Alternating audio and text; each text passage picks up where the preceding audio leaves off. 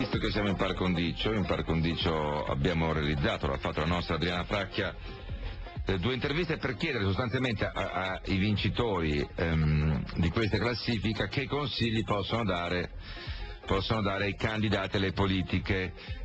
Chiaro che nel caso di Luca Zaia, lui è stato ministro, quindi conosce bene la materia, ma anche nel caso di De Luca è un politico di lungo corso. Sentiamo Luca Zaia appunto al microfono della nostra Adriana Fracchia, al di là della soddisfazione qualche consiglio.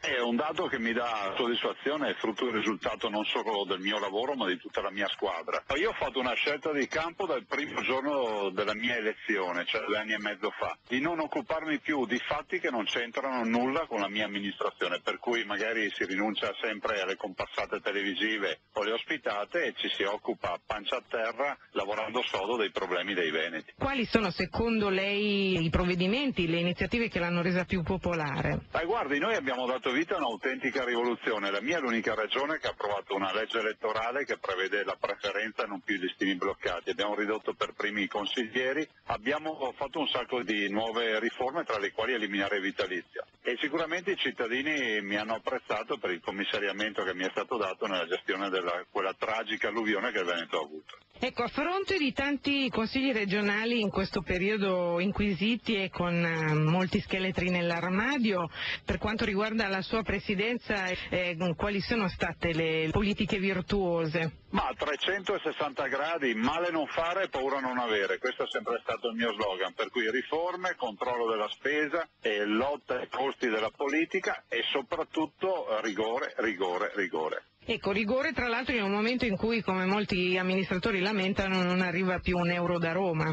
Guardi, il problema dei finanziamenti è un problema reale per regioni virtuose come la mia che possono dire che se si applicasse la spesa pubblica del Veneto a tutta Italia avrebbero a Roma un risparmio di 28 miliardi di euro e non sono pochi. Noi come Veneti comunque lasciamo a Roma 16 miliardi di tasse dei Veneti che restano direttamente a Roma tutti gli anni. Questo provvedimento dell'IMU come lo vede lei? Questa tassa è da lasciare o da eliminare? Guardi, lo chiedo a un Veneto che sa di lasciare sul tavolo del Presidente del Consiglio dei Ministri 16 miliardi all'anno di tasse dei Veneti.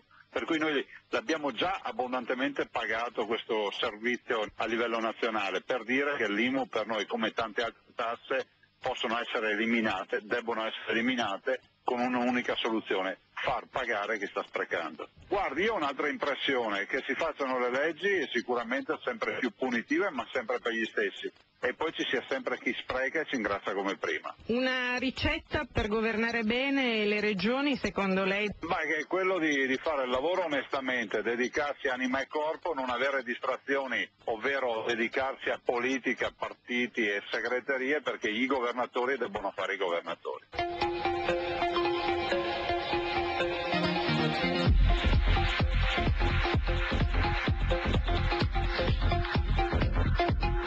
Scrive un ascoltatore: no, la par condicio anche al Focus Economia no. Invece sì, la par condicio si applica a tutto, a tutti i programmi di informazione.